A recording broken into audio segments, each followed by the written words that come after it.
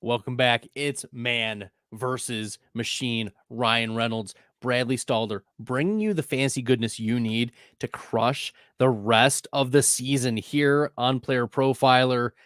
Ryan, it's Halloween tomorrow. Like, it's spooky season. The kids have been all about the spooky season. And I've got 5 kids of my own. We are all dressing as crayons, Crayola crayons, the different colors, gonna prance around the neighborhood. The only concern that I have, Ryan and I were discussing our biggest, most harrowing experiences and fears of Halloween in the pre-show meeting. But my biggest fear, and maybe this is just, as a parent now, my biggest fear is that my kids are going to have a ruined Halloween by the weather. Like, that's the fear that I have, is that it's just going to rain and be sad. But we had different childhoods growing up, Ryan. I had a fear that there would be razor blades, in my candy, in my Snickers bar, that I would bite into the chocolate caramely goodness. And then I would be cut by a razor blade innocently. That was my biggest fear growing up. And now, like, as a father, I'm just worried about the weather. Makes sense. We're gonna get almost 80 degrees, oddly enough, here in Jersey, so that's safe. But yeah, dude, like turning the clock back. Like there is nothing worse than being like 10 years old and it's pouring outside. Ugh, Yeah. it's wet. Did you okay, I know we go through like phases as children, but like did you go about what time did you transition from like the bucket to like the pillowcase? Because there's a transition time, from like I'm just gonna have what's ever in the bucket to give it your best shot. We're gonna fill as much as we can. Yeah. I think the story I just told you before we went on the air, I was 13 and I had a pillowcase. So at 13, I think is when I made the pivot. That's make the jump. You make the jump. Yeah. Excellent.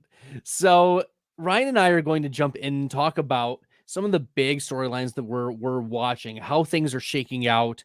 There's been some shifts that have had some big announcements in terms of NFL news that we want to track. And then we'll also talk about some players that have some flex consideration or have been projected as flex level players over the second half of the season, and what their outlooks will look like, whether we believe that they're going to bounce back or there's brighter days on the horizon, or we're just fading into oblivion. You shouldn't be playing these players. We've learned enough in the first half of the season. We've got enough data. We're not going to go further than that. So the biggest storyline, I think, is Stefon Diggs tore his ACL.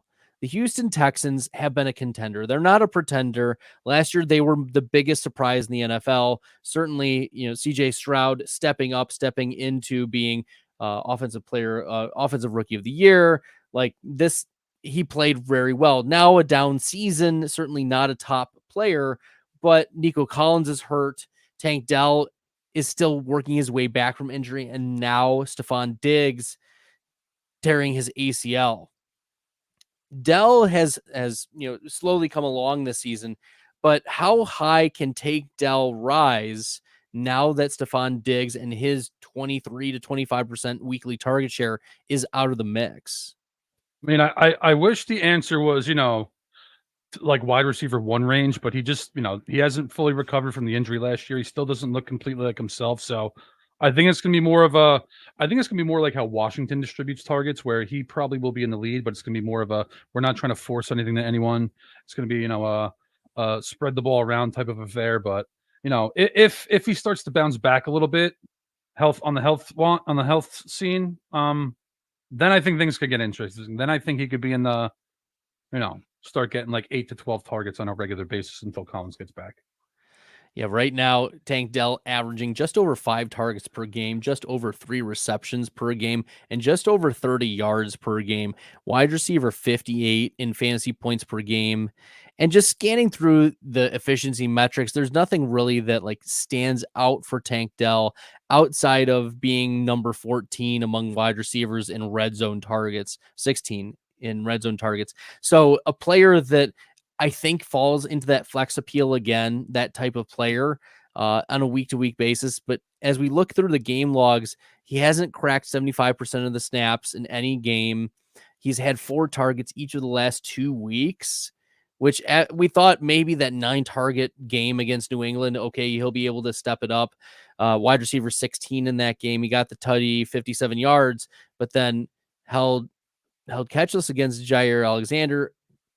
A tough matchup for sure. Green Bay Packers stepped up in a big way against Houston, but still, 4 for 35.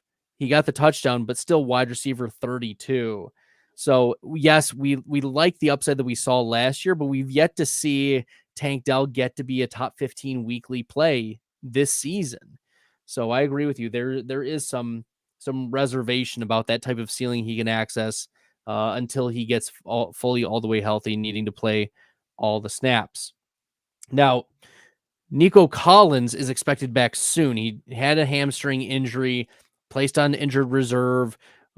He's missed 3 games. He's going to miss 1 more. And then Texans have their bye week also. We expect Nico Collins back after the bye. If Tank Dell isn't the one who's rising significantly, is it Nico Collins then who is the main beneficiary of the Stefon Diggs injury? Is that how you're approaching it?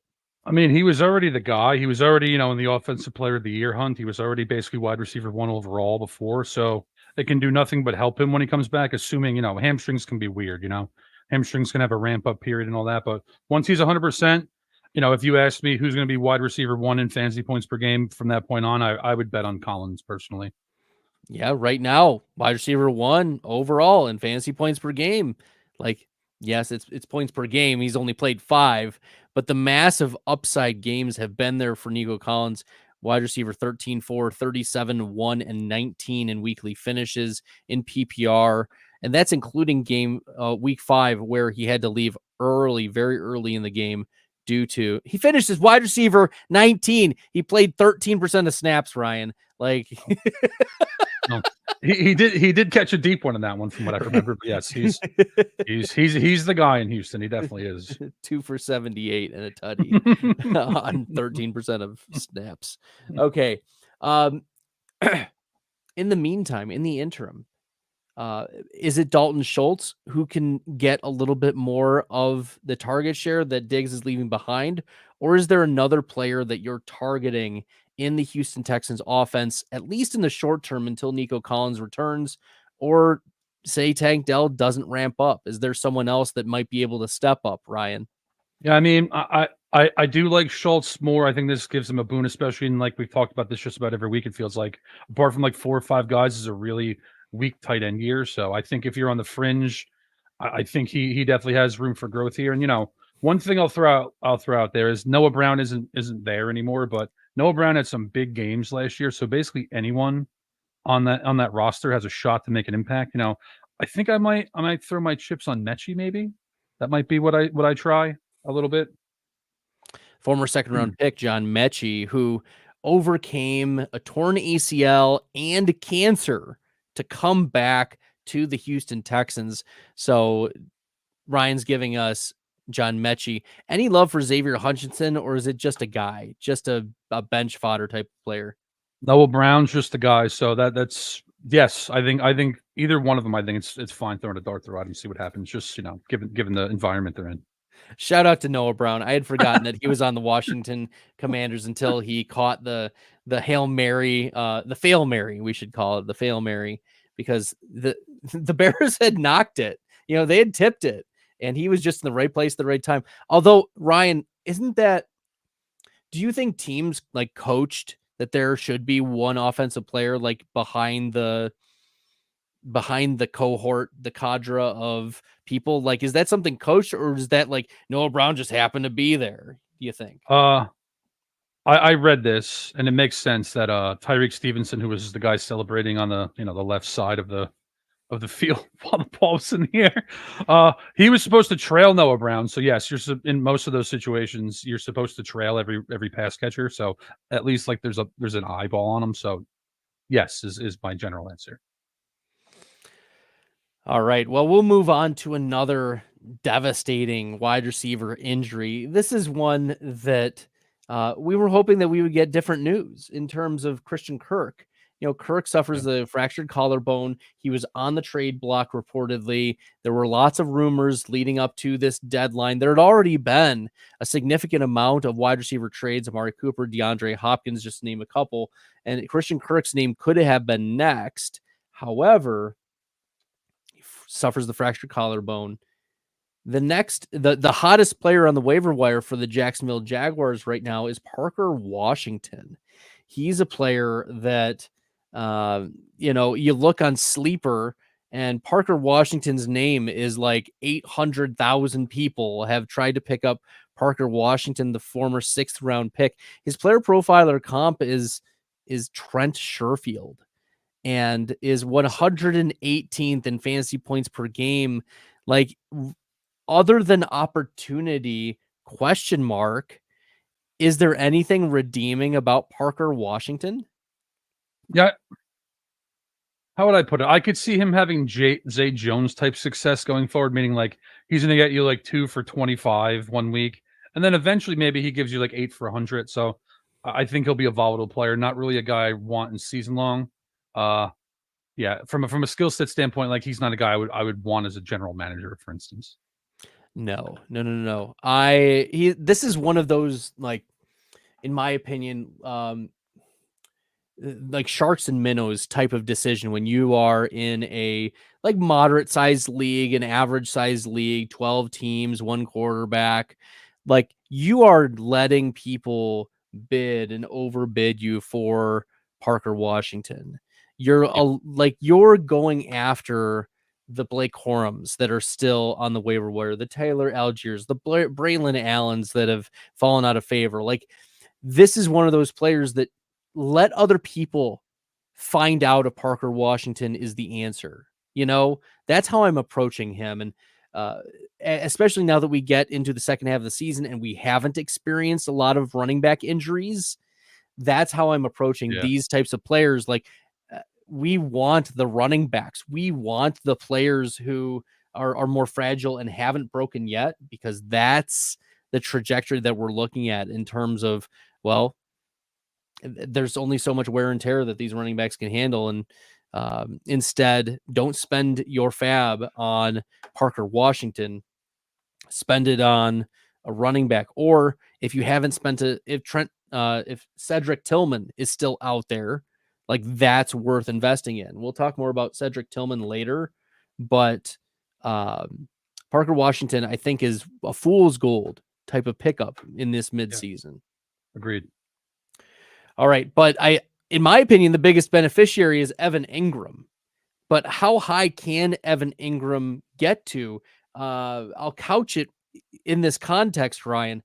A week ago, the head of analytics here at Player Profiler, Evan Ringler, he messaged me. He said, Bradley, you're one of the things I want, because I work on the projections on the back end, I help Evan with that. And he said to me, Bradley, like, you're too aggressive on Evan Ingram. And I'm like, how aggressive was I? And he's like, well, you had him at, a 27% target share. And I was like, 27%. This was a couple weeks ago. 27%. I'm like, I usually take in context like career averages, recent, like the last 3 weeks. Also, if anything's changed for a particular context. And I said, okay, like what are you suggesting? He's like, about 23%. And I looked, and like the previous week that I had projected he had a 25% target share. I'm like, Evan, like we're haggling over like 2%. But I think that the avenue, and we've seen the hyper targeting for Evan Ingram, like we've seen that pathway, and I am okay with being aggressive about acquiring Evan Ingram in season long leagues, about going after him in Dynasty. Like, we've seen the team commit to him. Trevor Lawrence loves him. Evan Ingram, is he back to elite? Yeah, I think probably. I mean, we talked about this heading into the season. Like, more, I go through the numbers, for everyone in the offseason 2 or 3 times. And one of the biggest shockers was like, he was 12th in the league in targets or something like that. I think it was 12th, not just among tight ends, among everyone. So Yes, like the rapport's there, the volume's already there, and skill set wise, Christian Kirk's like a drag, dig route, slant kind of runner. That's more so Ingram's area. Whereas, when I think of Ingram, I think of a guy, he's fast, so you make him chase. You make defenders chase him. So I think he benefits the most from a volume standpoint as well. And, we talked about this last week, could he be like a top 3 tight end going forward? I definitely think that's on the table now. Yeah. Yeah, right now, Evan Ingram, tight end 11 in fantasy points per game, only 1 touchdown. Yeah. But at the same time, like number 2 among tight ends in target rate, number 4 in target share. Like this is a player that number 5 among tight ends in yards per team pass attempt, number 1 in target separation. He is Trevor Lawrence's go-to guy. And now with Christian Kirk not there at all, and also Brian Thomas dealing with the short-term injuries, Gabe Davis reportedly dealing with short-term injuries. I mean, the Jags are so hurt that they signed Velus Jones reportedly. So that's how desperate the Jacksonville. Yes, that's not good. Jag's gonna jag. But in the long term, yes, Evan Ingram, like we're very bullish on. But does this clear the pathway for not just Brian Thomas, like good, but Brian Thomas breakout? Yeah, like Brian Thomas goes at the end of the second round in fantasy drafts next year. Definitely could. I mean, it definitely doesn't hurt him. What's funny about this is I hate Gabe Davis's contract so much. I've kind of like stricken him from my memory. When I was thinking when you asked me about Washington, I didn't even think about Gabe Davis. So and again, I don't, that's one of the most bizarre signings I've ever seen. So yes, especially, they traded a left tackle, like a good, solid veteran left tackle recently. They're out of it, if we're being honest. And why wouldn't you try to see what you can get out of Brian Thomas? What's the ceiling case here? So I do think Ingram benefits the most volume wise, but even if Thomas sees like a little bit of a trickle, on crossers and such, because he's a big play guy too. Yes, like definitely don't trade away Brian Thomas would be my advice. Definitely don't do that. Yeah, definitely don't trade away Brian Thomas. All right, Ryan, when we get back, we're going to talk Diontae Johnson and Anthony Richardson, and then we'll also talk about some flex players that we need to be considering or fading away into oblivion and not utter their names again and cry tears if we drafted them in best ball. But before we do that, a word from Matt Kelly about our player profiler rankings. Oh, every week I'm answering these start-sit questions on Sunday morning. I go to the weekly rankings on PlayerProfiler.com just to make sure that my instincts are correct, and sometimes they're not. And guess what? More often than not, I go with the projections. You may not feel great about starting Daniel Jones or Wan'Dale Robinson, but the projections say, hey, that's the move. It may not feel right, but you use those projections to get it right. That's the power of the Player Profiler system. It's Evan Ringler, it's Bradley Stalder, it's Theo Greminger, of course, it's Billy Muzio making these rankings possible. The season rankings, so you know who to pick up, who to trade for. The Dynasty rankings are part of this. The offensive line rankings from Dan Fornick, one of the best in the business. Then we get our cornerback rankings, which show which corners are matched up with which wide receivers. And now, in collaboration with the IDP show, we have IDP rankings. Did you know that? Did you? So go to playerprofiler.com, use promo code PODFATHER. Get you 25% off the player rankings package right now at playerprofiler.com. Enjoy! Welcome back to Man versus Machine. Bradley Stalder, Ryan Reynolds with you. And we've covered Stefon Diggs ACL tear. We've covered Christian Kirk and his fractured collarbone. It's wild stuff. But what's also wild, Diontae Johnson traded to the Baltimore Ravens practically for free.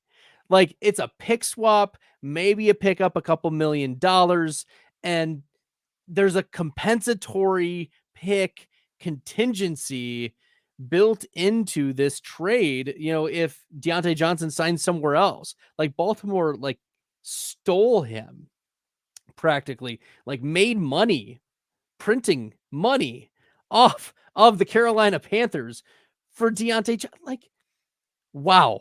Just from an NFL perspective, Ryan, I want your commentary before we get into the fantasy impact for both the Ravens and the Panthers. Yeah, I mean, I think production can be misleading sometimes. Like, I don't think Diontae Johnson's a great player, but I think he's a good player. Like, why isn't Dallas involved in this? Like, why Diontae Johnson's a guy who can win one-on-ones. Like, why isn't Dallas in this? Why isn't, Buffalo doesn't need him anymore, but like, why aren't the Chargers in on him? Like, that's one that blows my mind. So it's kind of a weird fit in Baltimore because like they already have Zay Flowers. They already have like a pretty crowded wide receiver room, but like it definitely makes them better, and that at the end of the day, that's what they want. They're obviously pushing for a Super Bowl, but yeah, I mean, giving up, what was it, a 5th round pick for him? Yeah, they gave up a 5th, received back a 6th. So they Yeah, moved right. down just a little bit. And then, there's the compensatory pick component that if Diontae Johnson signs somewhere else for, the number is over $5 million per year somewhere else, which based on the wide receiver market, it's almost a done deal that they're going to get a compensatory pick for it. Sure, like allowing the Ravens to get another shot at Diontae Johnson. Yeah, blows my mind. It does. Well, going into this trade, Diontae Johnson was dealing with a hamstring injury reportedly, although the coaching staff for Carolina kind of hinted that he wouldn't be available, right? Yeah. And that it wasn't the coach's decision for him to not be playing. Totally a GM move because they were trying to make sure that he's healthy for the trades. They don't want failed physicals as they're moving forward with these players. That loses leverage as well in terms of what they're trying to get back. But the target share for Diontae Johnson going into this trade, 26.5%, number 13, and a almost 38% red zone target share, like an absolute target monster, both in the red zone and just overall for a Carolina Panthers team that has really struggled offensively, especially with Bryce Young when he was under center. But even with Andy Dalton, like they had their ups and downs too. It wasn't like he was the panacea of how about that? The Panthers panacea. Yeah, it's good. The cure-all. So obviously he moves to the Ravens. Diontae Johnson, alongside Zay Flowers, alongside Mark Andrews, but it's got to hurt somebody. And I think at most will impact Rashad Bateman. Like Bateman had some nice weeks moving. He had struggled to get his career launched with all the injuries and inconsistencies. And then also the coaches not giving him a lot of snaps. But finally he's starting to like blossom a little bit more this year, being flex worthy week to week sometimes. 15% target share, maybe some touchdown equity. But I think all that gets gobbled up by Diontae Johnson. Do you think Rashad Bateman is the odd man out here? Yeah, that makes sense because he already doesn't get great volume on any kind of consistent level where it wouldn't make much sense for them to do anything differently with, say, Flowers at this point. And Mark Andrews is Lamar's most trusted target as well, where I think Bateman's now a guy where if he gets like a 30-yard completion for a touchdown, that's how he gets there. Otherwise, he's probably not very useful. So yeah, I'm with you on that. Diontae Johnson plays about 80% of his snaps out on the outside. Compare that to, Zay Flowers plays 65% out wide. So you're going to see mostly Flowers and Diontae Johnson out there on the two out. And then in the slot, you're going to see Mark Andrews pretty often being in the slot, but Andrews again has struggled with the snaps. Like Isaiah Likely is rotating in with them. With the red zone target share, look, smarter people than me will know how sticky red zone target share is. Not that sticky. But if there's going to be someone who's hit in the red zone, it's going to be, I think, Mark Andrews. When Diontae Johnson is getting all this red zone work, Mark Andrews now, I think, gets hit as well. So it's almost a 2-for-1. Yeah. In general, I think everyone gets a little bit of downtick, but that does make sense. I mean, Lamar doesn't really throw for a ton of yardage either. So there's that factor. And it's very clear that Baltimore's, and this is everyone's focus, so this is a little weird, but their focus is winning a championship. Like they don't really care about anyone's numbers. So yeah, Andrew's a little bit of downtick. What I'll say about Diontae Johnson though is like historically he's not really a big touchdown guy. So I don't see anyone like drawing up a fade for Diontae Johnson. Like if he gets there, it's going to be on like a slant, So yeah, I they're trying to spread the ball around more. It's kind of like a softer version of what goes on in San Francisco. Like it can kind of be anyone any given week, So figuring out who that's going to be is going to be challenging.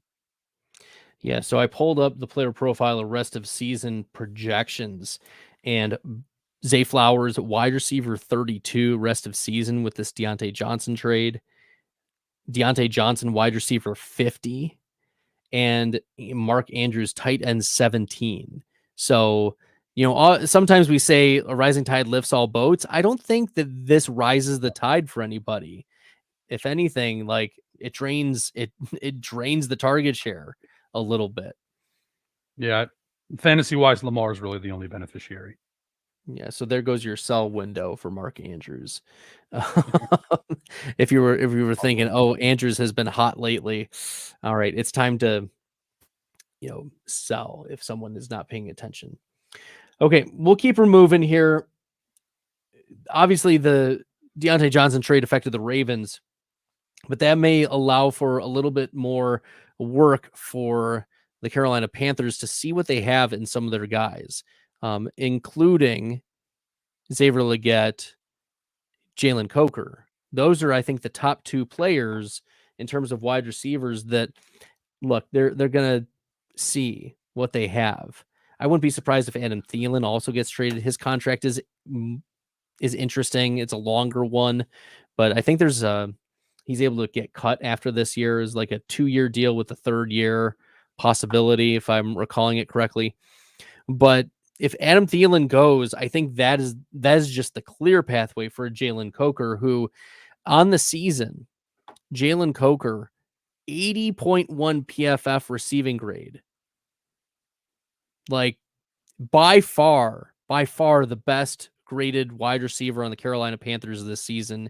Not even close. Diontae Johnson next at 68.4. Yes, it's like limited snaps, limited games, blah, blah, blah, all that small sample size.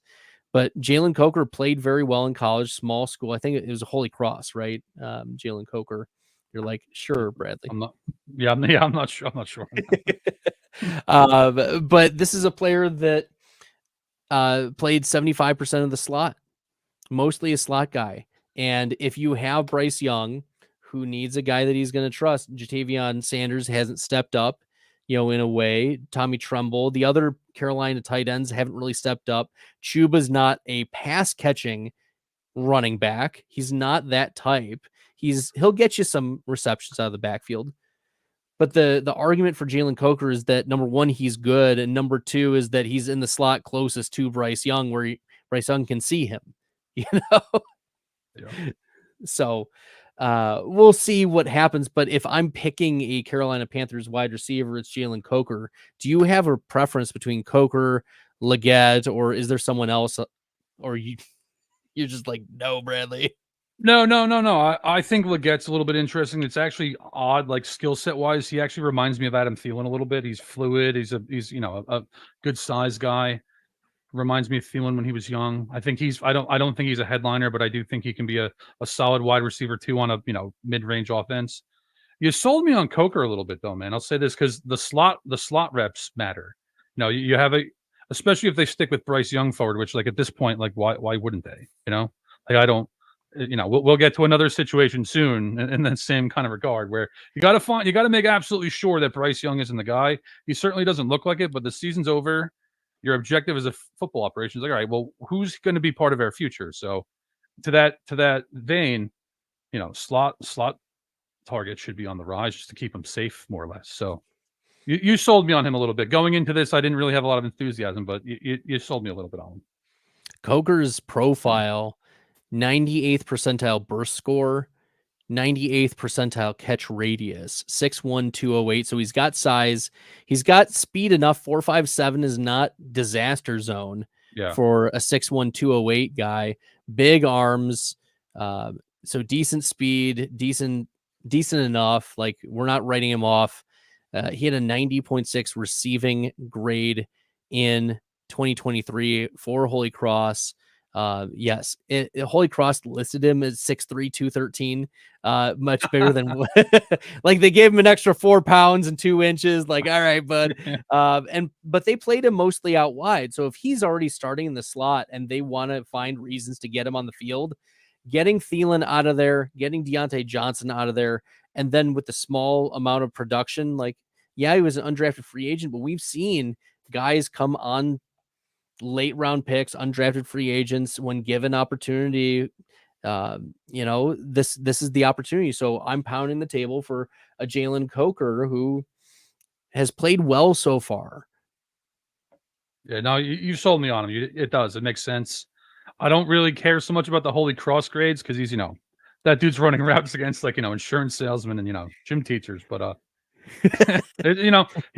the other thing too, Bradley, and we talk about this with running backs all the time, is volume is king and opportunity is, most of the battle. So it's interesting. You've definitely sold me on him a little bit. Well, we'll keep moving on. We've got one more headline to suss out, and that's Anthony Richardson getting benched. The coaches come out, Shane Steichen comes out and says, hey, guys, our best chance to win is with Joe Flacco. Joe Flacco, the veteran Super Bowl champion, Joe Flacco, right? That oftentimes he's like a punchline. Oh, they've got Joe Flacco on their team. The Jets do, the Browns do, now the Colts do. But Joe Flacco won a Super Bowl, and yes, mostly because of the defense, but he did enough. He did his thing. And let us forget what he did with the Cleveland Browns offense last year. Like, he made that come alive. He gave us Amari Cooper's 50-point burger in the fantasy playoffs. Like, there is pathway for fantasy goodness for Joe Flacco, and we've seen it. We've seen what he's done with Josh Downs. Downs averaging 9-10 targets a game, 70 yards a game. Both of Downs' touchdowns came in games where Joe Flacco started. So I think this is a good thing for all Indianapolis Colts offensive players, but like, how are you sussing, like, even before we get into the fantasy, like from an NFL perspective, was this the right move to bench Anthony Richardson? I'm going to say 90%. I think it's crazy. 10%. Here's the one caveat I'll say. One of the reasons Joe Flacco has had success over the years is he's a veteran pocket passer, and everyone plays so much zone now, where in the college game, they're more dynamic athletes, playmakers, so on and so forth. He's like Captain Checkdown, Joe Flacco. Like, one of the reasons last year I liked Njoku when Flacco came on is because I recall, the Ravens, the Flacco Ravens towards the end of his career were my least favorite team to watch every week, but he would pepper the living hell out of Dennis Pitta. So like he just, and like that fits in today's NFL because you have, to beat zones, like you have to take what's there most of the time. And I'll say this, for this week in Minnesota in prime time, Anthony Richardson might have gotten humiliated by Brian Flores. That's the one area of this where I don't hate it, because Flacco probably gives them a better shot there. But long term, it's like, listen, it's not like he's replacing, it's not, if he fills in for like an injured CJ Stroud, like he's a wonderful backup. But for this, like, the Colts if they're not winning anything with Joe Flacco. So that's the part of it that bothers me. And, resetting quarterbacks like Anthony Richardson can be fine, but like he's only played 10 games. You know what I mean? Like it's yeah. So overall, I hate it. But for this coming week, like, they probably are doing Richardson a favor. The other perspective I want to offer too, and I hear all of what you're saying, the reason why the coaches make a lot of these decisions, and certainly we want to see the development of players, to give them a breath, to do whatever. And the Colts coaches from day one said Richardson is our guy. He's going to get the starts. He's going to be, he's going to get all the snaps, the first team reps, all those things. But then when the winning doesn't happen, the blame game starts. And It's very easy when we see Anthony Richardson pull himself out of the game and it shows us, oh, that's a beta move and we're not winning. Then we have to make a change. Teams that lose, they create more dysfunction for themselves. And so the losing has not only left, I think, that dysfunction from that side, but also you have to think that the coaches are on the hot seat. Like they're starting to feel a little bit of heat. And the reason why you choose to say we're going to go for winning right now is because if we lose, we're going to lose our jobs. If we are going to continue to ride out Anthony Richardson, that's going to expose us to losing, and we're going to be unemployed. And we know how quickly the NFL is willing to move on from coaches and not so much from quarterbacks. So if they're willing to sit Anthony Richardson and put him back and let him learn and not get him exposed and allow the Jordan Love effect to happen, blah, blah, blah. I think that's another perspective that we need to keep in mind, that they're coaching for their jobs right now and they'll do a reset at the start of next year. Yeah, that's all very fair. That's true. And I actually forgot about him essentially benching himself for a play. That might be part of this. But you're right, because like if they free fall, if they're 4-4 and they lose 6 games in a row, you're right. All of a sudden their job security is shaky. Shane Steichen goes from like being a quality young head coach that a lot of teams would be interested in to a guy that's hands off, like, so let's stay away from this guy. So that's definitely fair. And you're right. Like I think if you or I were running an organization, we'd be forward thinking and long term thinking, where it's like, I know the Colts aren't going anywhere this year. If they get in the playoffs, like wonderful, that's great. But I think like you kind of hamstring yourself for next year. But you're 100% right. That is the way it works. If they free fall, they're in trouble. But here's the other thing, Bradley. If they free fall with Flacco, would that make them more likely to get fired if that was the coach's decision? That's something that I'd also throw in there. That's a tough one. That's really difficult because the Colts have gone through a lot of coaching tumult. Remember, they got rid of who was the former Panthers coach? Why am I blanking? Whoever coached the Panthers, and then they brought in Jeff Saturday. Remember, and that experiment failed miserably. And then they've gone through Mark Reich. Yeah, with Reich. Yeah. And so they went with Reich and then Saturday, and then they've gone through all these coaching changes to try to like reset their whole team, and now they're floundering a little bit, and they're pressing the panic button, and Flacco is the panic button. Yes. Oh man, that's not a great Super Bowl champion panic button. Let's go, Flacco magic. Makes sense. There are some questions in the chat about whether Joe Flacco is a viable starter moving forward. We're going to talk about some winning flex players, and then we'll answer a few questions just like we do every week. Ryan Reynolds and I hop on 9 p.m. Eastern every Wednesday to discuss ways to win in fantasy football for you in the season.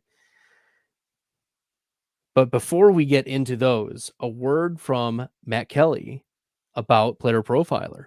Hey, I want to take a moment to thank you for tuning in. It's important to me that all of our media be free, and one of our key missions is to make as much statistics and information and deep analysis available on PlayerProfiler.com for free. This is only possible because of you allowing a true independent sports media enterprise to thrive unlike any other in the business. So please subscribe to the All In package to continue to make all this possible. If you can't do All In, that's okay. We have a draft kit. Or you can just subscribe to the player rankings. Those now include tight end premium FFPC ranks, our brand new data analysis package will blow your hair back. And of course, there's our Dynasty Deluxe and our DFS Dominator. Take a moment, check out our premium services to ensure that all of our stats, information, data, content is available to you, especially you, the people that get the site and get the show. That's right.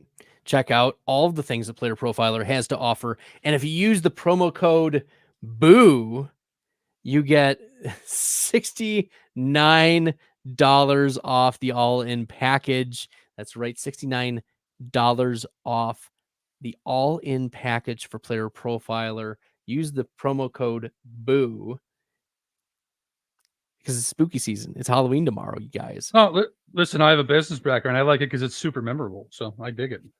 That's right. We've got to get it going.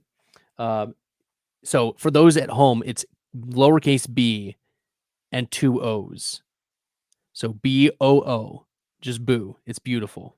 So make sure that y'all are checking it out. Player Profiler all in package this week only. $66. $66. $66 for the all in package. $69 off. Very nice. Very demure. Very mindful. That's right, people. We are here for you. Bradley Stalder, Ryan Reynolds on Man versus Machine. Now, Ryan, we've experienced some disaster zones. I don't think there's been a worse pick in like the 4th, 5th rounds of your fantasy drafts than Keenan Allen this year.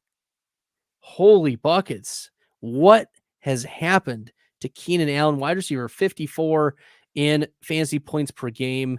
We're looking at the game log. There is one finish for Keenan Allen inside the top 55 this season. He's dealt with injuries. He's dealt with bad play. Like, is there any hope for Keenan Allen, or is he a certified flop? Yeah, I don't see it getting much better at this point. It's partially, he's getting up there in age, and the coaching isn't really leaning into what he does well. Like, they'll have him run out and ups and stuff. It's like, listen, Keenan Allen's a technician. Like, why are you having him run downfield as often as you are? But yeah, I don't see a lot of progress going forward. Yikes. Keon Coleman, on the other hand, has seen his fantasy stock rise a little bit. He started slow, but we've seen some boom games from him over the last couple weeks. He's currently wide receiver 46 in fantasy points per game, but we've seen a wide receiver 15 and a wide receiver 16 weekly finish, 7 targets each of the last 2 weeks. Is this the precursor for the Keon Coleman breakout for the second half of the season? I think my answer to that would be to define what you think is a breakout. Do I think he's going to be a factor going forward? Absolutely. And I'm going to zero in on one specific play. Early in the game, I think the Bills were on the 3-yard line, and Josh Allen gave Keon Allen a quick fade. Not like, the traditional back of the end zone, a lot of air under it fade. He threw him a laser, like 50-50 ball, the kind of thing where if you don't trust the guy, like, that's pick 6 land. So that in itself is very encouraging, and they're starting to lean into what he does well. He's a contested catch player. He's a fade stop kind of player. So I do think he's going to be a solid fantasy asset going forward. It's just going to boil down to like picking which weeks he's going to see a usage spike. Keon Coleman right now, wide receiver 5 in yards per reception, wide receiver 16 in yards after catch. Whew, it's beautiful. 24th in yards per route run. So he's putting up, back end wide receiver 2 efficiency metrics, 34th in yards per team pass attempt. Like, in that back end wide receiver 2 to wide receiver 3 range is, I think, a fair spot for Keon Coleman, wide receiver 13 in fantasy points per target. So look at that, Keon Coleman. Yeah, I like that. Again, Gabe Davis had some big games in Buffalo because he's the guy that can get deep a little bit and you can give him a 50-50 ball. Keon Coleman's better than Gabe Davis, and it is the if he had a monster game in the playoffs like Davis did against the Chiefs years ago, it really wouldn't surprise me. And what didn't surprise me is that we saw Jordan Addison just take in complete nosedive. 10 touchdowns in his rookie year. Then you have a quarterback change. You have the off-season issues. You have the distractions. He's currently wide receiver 44 in fantasy points per game.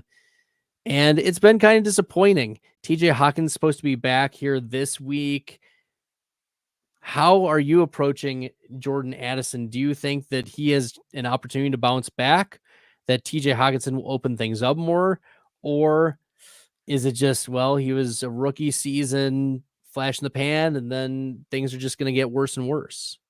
Chase Claypool. I'm going to go. Oh boy. First I'm going to say, I don't know if anyone in the industry was lower than consensus on Jordan Addison than me. I had him in the 130s in August. So he literally, I don't think I have any best ball shares of him, so I have no interest. Wasn't crazy about him as a prospect. My only real enthusiasm with it all is, teams are going to game plan for Justin Jefferson where he's going to get one-on-one spots. So that's, he'll probably see some spike games on occasion just because of that. But like you said, Hawkinson's coming back. His volume's already going to decline. So I really have no interest. Like he's a DFS player to me, basically. Like, hit him in the right the week. But let me also frame this from last year too.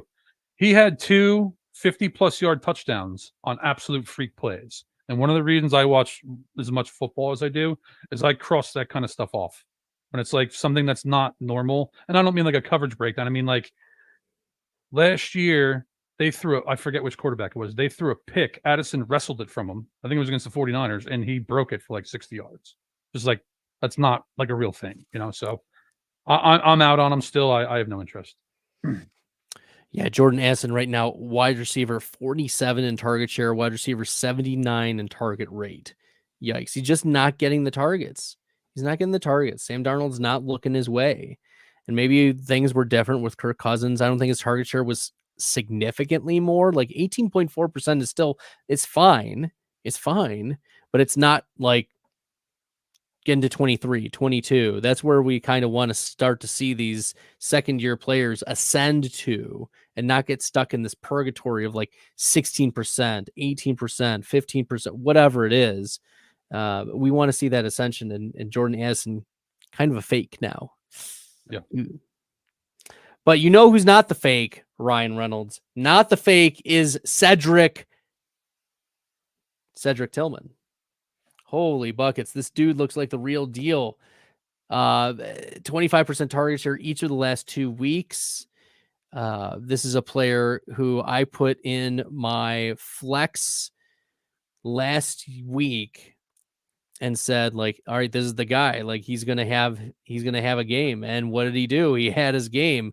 28.9 fantasy points in full PPR. He was wide receiver 3, 7 for 99 and 2 touchdowns. Baltimore very vulnerable in the secondary. They're arguably one of the most wide receiver friendly secondaries in terms of fantasy points. So this was a smash spot for Cedric Tillman. And now you get the official change over. Like we knew it is not Deshaun Watson. It's Jameis Winston, who's averaging 277 passing yards per game where he plays at least 90% of snaps. So like the passing volume is there. The opportunity is there with Amari Cooper is gone. Tillman's played 82% or more each of the last 2 games. So we're talking about a wide receiver 2 with mid wide receiver 1 upside, right? For me, no. I mean, Elijah Moore led the team in targets. Like, it's just he scored on like a 50-yard coverage breakdown. So I picked him up last week too. I think there's definitely potential just because Jameis Winston is the volume is going to be there in the passing game.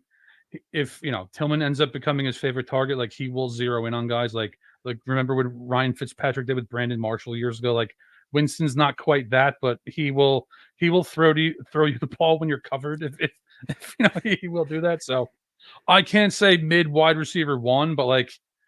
If for me, like that's like not his ceiling. That's not Cedric Tillman's ceiling. He just finished the wide receiver 3 and wide receiver 10. Ryan, come on. I sincerely hope not. I think they should fold the NFL if Cedric Tillman ends up as a top 6 wide receiver for the rest of the year. But wide receiver 3 land, like you play him every week, like flex option every week. Sure, that I'm good with. Fold the NFL. If this guy starts like out producing CeeDee Lamb and stuff like that, like I hope that doesn't happen. I might not be able to live with that, Bradley. I might not be able to do it. This is outstanding. This is what the people have come for. They this is great. Oh my goodness. Okay. I'm very in on Cedric Tillman. Ryan a little bit more hesitant. Yeah, I'm not out, but I don't think he's I think he's gonna go in the second round of fantasy draft next year. No. All right. Hey, Nick Crum, clip this so that we can keep it for next year. No, that's fine. If I'm wrong on this, I'm more than comfortable eating crow on it. I'm good. A to Z says Nico Collins came on nowhere too, though. I liked Nico Collins as a player before his rise. I don't really care about Cedric Tillman, so that's the difference for me. Oh, Ryan already sticking to his guns. We'll keep her moving. Tyrone Tracy has played very well. He has seemingly overtaken Devin Singletary as the running back one for the New York Giants. He looked dynamic on that 45-yard touchdown run. This is the real deal, right? Tyrone Tracy is here to stay, Ryan. You're the resident Jersey man, right? You see the Giants. Tell me. Yeah, I'm a Giants fan. I used to have season tickets, and over the last 10 plus years, like they've kind of made me hate fandom because they've been so dysfunctional. But I'll say this: like I don't actually think they need to go shop for a real running back. I think he's a steal where they got him. I don't want to compare him exactly to Amon Bradshaw because their skill sets aren't exactly the same. But the thing that I love about Tracy is his decision making, his vision. He is a very good player. I can't believe he's seen his his second year as a running back. Like that actually stuns me. So I don't know how you feel about this. The player profiler comp for Tyrone Tracy, Rachaad White. But imagine Rachaad White who can run the ball between the tackles. That's pass catcher plus is what you're getting with Tyrone Tracy. Yeah, I mean, from an athleticism standpoint, which is what that comparison is primarily driven by, right? That makes sense to me. He's a more intellectual player than Rachaad White, though. Yes, the upside for Tracy. I mean, get the Giants on an overall better offense, and you're talking like he could be a top 12 running back. Could at least flirt with it, yeah. Yeah, he could. He could get there if the offense is a little better. It's just hard to see. Like you can't bank on the 45-yard touchdowns every week, but if they start getting the ball closer in the red zone, end zone, they've got shots. Tyrone Tracy is there. The other part that, like from Dynasty manager perspective, and we don't talk Dynasty too much, but Tyrone Tracy's turning 25 this year. Like he is almost at the age apex level for running backs. So like ride out Tracy for 1 or 2 more years and then just sell the bejeebies out of him. I like that. Yeah. So that's how I'd approach Tracy. Is I've drafted a few shares of him in the Dynasty streets, and I today received 2 different offers for Tyrone Tracy. Both of them were terrible offers, but it tells you that people are they're willing to try to at least nibble at Tyrone Tracy and try to get him on their team. Lad McConkey's inevitable, right? He's a good player, man. I don't think he's an ideal wide receiver 1 for a team with Justin Herbert, but he's a rock solid wide receiver 2 that could, have like 8 targets a game. No, I like him. I do. I'm in on McConkey. McConkey right now through 7 games, wide receiver 25 in fantasy points per game, wide receiver 25 in target share, 22 in target rate. He has 4 touchdowns on the season, which is very, very nice. 7th among wide receivers in dominator rating, touchdowns, targets, all those things weighted. And then number 5, target rate versus man coverage. So makes sense. Yeah, there we go. Despite the 90th best target separation, they are throwing it to him, even though he is mostly covered. They're force feeding him, is what that tells me. So he's the only game in town in LA, unfortunately. But yes, that's how I see it too. All right, we've got 2 more flex players we're gonna do real quick, and then we'll answer rapid fire questions. Romeo Doubs, in or out? Oh, that's actually a really tough question because I've mentioned this a few times. The Packers have done such a good job building skill sets in their offense. You got the burner and Watson. Jaden Reed's the complete receiver, the route runner, and Dobbs, your contested catch player that's really never going to see purposeful coverage. And I think that's one of the reasons he's performing at a good rate. but I do think he's the third worst receiver on their team. You know what I mean? Like, so in fantasy, I think it's fine. I wouldn't go out of my way to buy him, but especially with Detroit on deck, like if he had 120 and 2, like no surprise this week. Yeah, but it's Malik Willis, so Oh, that's right. That's right. I forgot Jordan Love is. That's right. So scratch that last part. Scratch that last part. All right, the last flex player that we'll chat about for a brief second. Is there a glass ceiling for Jackson Smith-Njigba? It seems every opportunity he's had to like break through, he just hasn't taken it. He hasn't stepped up. Is there a glass ceiling for JSN? So I've probably always had like a non-conventional take on him. He's never impressed me like watching his film ever. Like them talking about him being the best receiver out of those Ohio State wide receiver prospects. I thought that was insanity personally, but his 3-cone was what, like 6.60, something crazy. And that matters. Like that's like Cooper Kupp land. You're very fluid. You can break quicker than everyone. So I think there's potential with that, but I mean, it depends. What are we talking here? Like, because right now, if we're being honest with ourselves, like, what is he? Well, fancy Cole Beasley? Is that what he is right now? Ooh. Yeah. Ooh. That hurts. Oh, Yeah. oh. My dynasty shares of JSN are they're curdling. They're curdling. Right now, JSN wide receiver 37 in fantasy points per game, 9 yards per reception. We thought last year was bad at 10 yards per reception, down to 9 this year. He is getting a lot of targets, getting lots of receptions, but the production just isn't there. So even with DK out, like last week, DK Metcalf did not play. And what did Jackson Smith-Njigba do? Wide receiver 37, just like his average. It was an average day at the office for JSN. So, yikes. All right. We've got some questions real quick. We'll rapid fire. Make sure you guys hit the like button. Make sure you subscribe to Player Profile. We bring this stuff to you for free. Like, come on, guys. It's free for you to subscribe. It means so much to us when you smash the subscribe button. So hit the like, hit the subscribe. Njoku or Pitts, full PPR. Oh, I think I'm going to go Njoku just because you're going to be relying on Spike Gaines with picks, but I think I go Njoku. Yeah, season long Njoku. Should I trade Brock Bowers for George Kittle rest of season? No. Oh, I wouldn't. Oh, it's close. But with McCaffrey coming back, I'll go with Bowers as well. Yeah. Flacco or Winston rest of season? Would he start Flacco over Stroud? Winston to answer the first question. Yes. And oh my God. Like for this week, I think I might start Flacco over Stroud. And that just you should have done that last, Bradley. I'm gonna have to go. Yeah, Winston. I definitely I agree with the Winston take. I like Winston. PPR sit one, so we have to pick one to sit. Elijah Moore, Coker, or Parker Washington. I am out on Parker Washington, so give me Coker and Elijah Moore. Same. Dobbs or McMillan, full PPR. I mean, with Malik Willis, I go McMillan. Yeah, it's the McMillan show.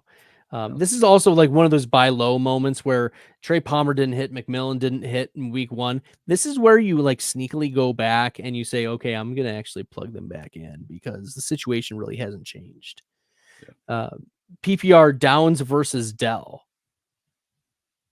Oof. Again, this week, nah. I'm going to go Dell just because the ceiling's bigger, but the truth is like, man, that's close. That is. Give me Downs. Yeah, it's safer.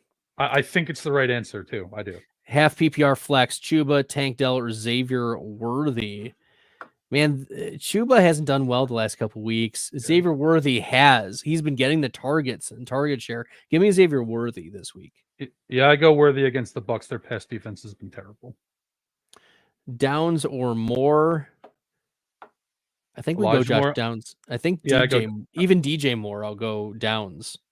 I'll go Downs over Elijah Moore. I will go DJ Moore over them. Is Xavier Legette flex worthy? I don't think so. Yeah, I think he's a wait and see, and don't have great expectations. Need to sit one of Tank Dell, Waddle, JSN, or Tillman. I'm sitting JSN. Yeah, me too. All right. Trade Dobbins for Jaden Reed. I'm deep at running back. Yes, I would. Yes, I would too. It's just, the Willis component is the concern there. But yeah, I would. Cool. Those are the answers. Those are the questions. We gave you an hour of content. Look at us giving you content. Look at us. We made you some content, people. There we go. Smash the subscribe button. Smash the like button. Follow Ryan Reynolds on X at Ryan Reynolds NFL. Follow me, Bradley Stalder, at FF Stalder on the X Machine. Until next time, everyone, good luck in the fantasy football streets. From the Podfather to you, I deeply appreciate you tuning in. And many ask, what can I do? What can I do to help support the hosts, the research they do, the production costs? Go to PlayerProfiler.com, Dynasty Deluxe, World Famous Draft Kit, Rankings, DFS Dominator, and of course, Data Analysis. Subscribe to any one of those, and you support all of us and take Player Profiler to the moon.